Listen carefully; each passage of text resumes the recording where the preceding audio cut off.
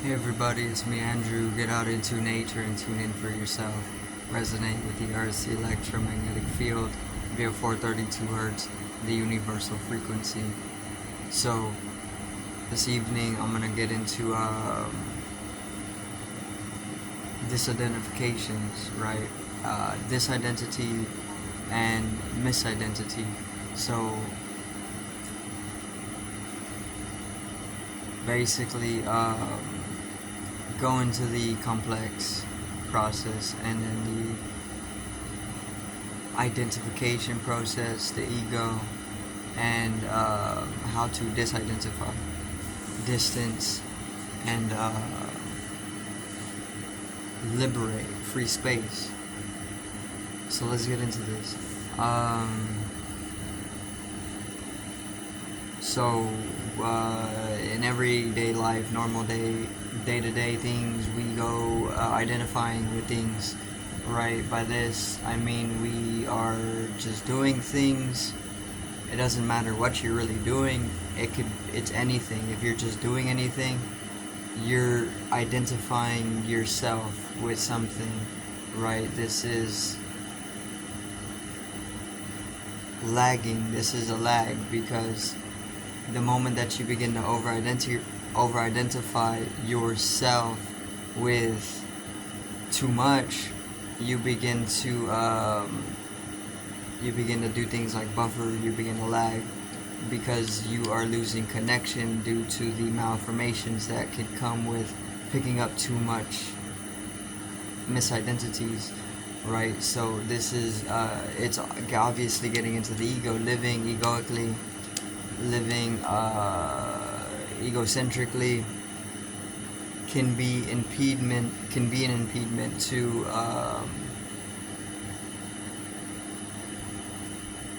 higher vibration, and higher vibration is synonymous with better connection. Connection to what? Connection to the one truth, which is where you are going to derive the highest amount of life, which is what you want. You don't want to go around killing yourself, right? This is obviously one of the misidentities. People are going around and they're damaging themselves out of misidentity. See, they identify with something, they get caught entangled in that belief system, they begin buffering, they begin lagging out of impatience, they go on harming themselves or other people. This is straight out of misidentity. Because you're misidentified, you don't actually have a authentic experience of life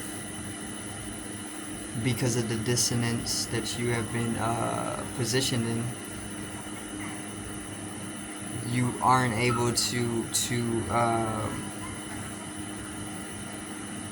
virtue enough in order to find that authenticity within oneself, the divine nature or the godly nature, the liberated state comes with the experience of sovereignty or godhood.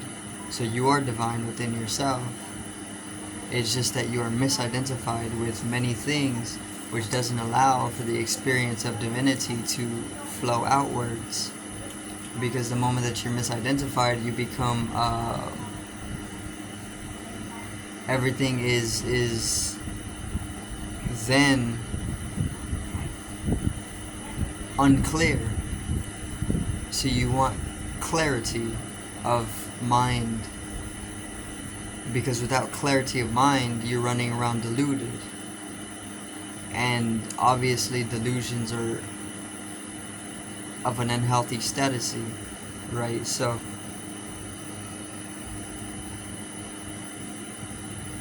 when you are living out of the ego,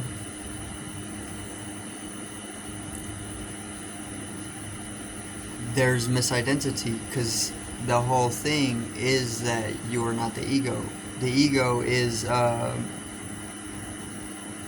your sense of self-identity, and most people of the mass are identifying themselves with the physical body, or maybe their thought process. And that's pretty much it, because they don't have any experiences which are beyond these, which have been normalized, attached with, and programmed into our day-to-day consciousness, our routine or regular state of consciousness, quote unquote. So these identities can actually be dissoluted, they can be dissolved along with the boundaries of the individuality. So the moment that you begin dissolving the boundaries of the individuality, or the boundaries, because these are actual bondages, the boundaries in space to support the whole illusion of things, then you can find a more limitless state of being, or a more infinite state of being, one that is not bounded, one that is not bonded, one that is boundless, one that is infinite, once again, and one that is also synonymous with divinity due to the infinite nature of it, which is coming into higher states of consciousness, right? The moment that you begin to recede out of the intellect, the moment that you begin to recede into using the brain in ways that aren't normalized, especially in society and with the programs that come with the society, the moment that you can break off into experiences that aren't in the regularity and are could be called more irregular, right? And the irregular experiences are the experiences that you want, that you actually want, because these are closer to mystical experiences. Mystical experiences are transcendental experiences. A transcendental experience is where you are able to transcend the physical body, you're able to transcend the mind.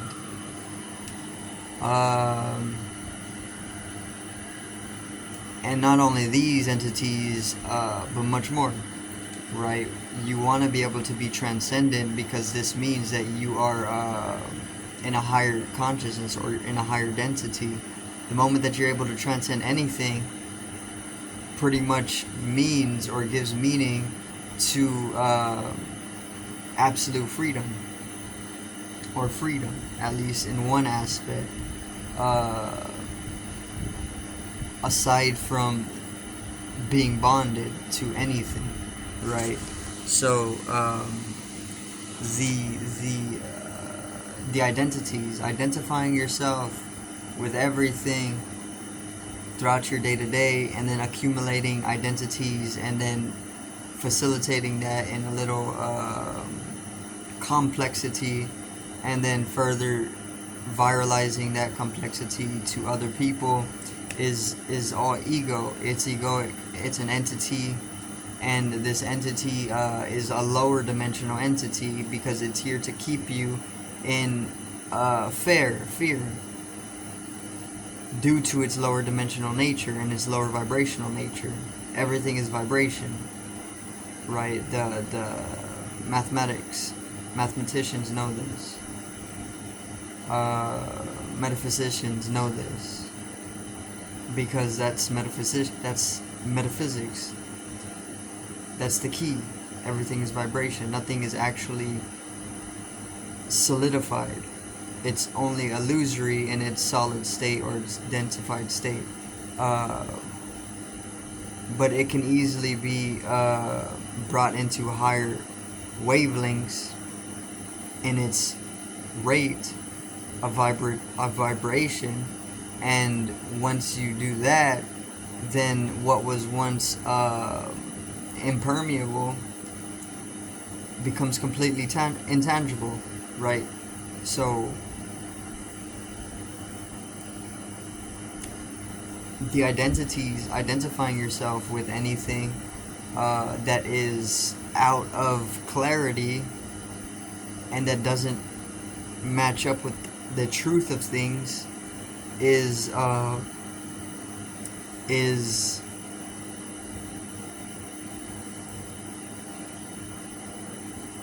is misaligning, right? And once again, it can actually cause you damage, because you then start identifying and attaching yourself with the ego, which the ego is an entity that lives out of fear. But there's nothing to fear, because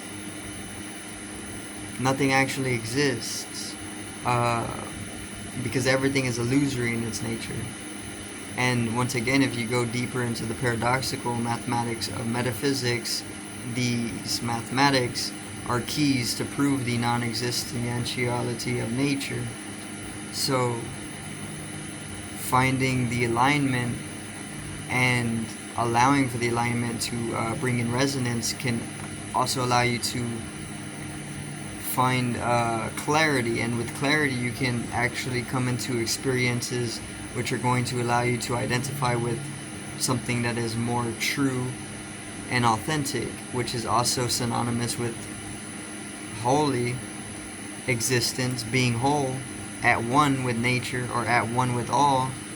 And within that holistic life is divinity, which is within everybody, right? So the only reason there's ever a problem, or the only reason that there's ever trouble or anything that may come out of fear, is because of misidentification with oneself. So the misidentification process is it can easily be broken through, right, if you learn how to live in clarity. You got to see things for what it is, right? Don't entangle yourself in complexities which are synonymous with falsehood. Belief systems. What you believe isn't actually the truth. You can believe anything, but that doesn't make it true. That just makes you stupid for believing it.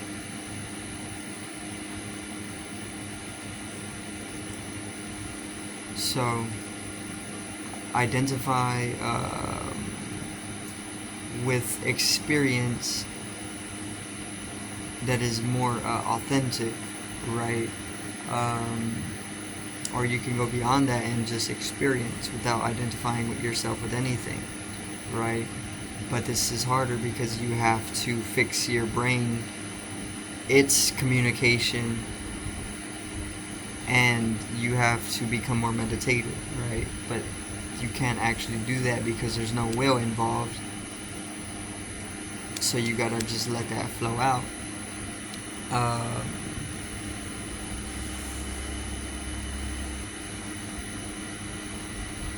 So identities, don't identify yourself with what is not true, because this leaves you attached to the ego, and the ego is an entity that thrives off of fear. When everything is complete bliss. See, if you fight that, which most people will, it's because of the ego.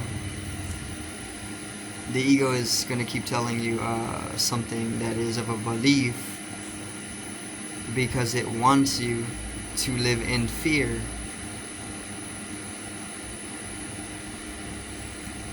But there is no ego, right? So this in itself is out of patience. That's a key for coming into a more meditative, higher intelligent or dimensional state of understanding. But that's going to be it for today's video. I do thank everybody for watching. Once again, peace out, one love, and have a great evening.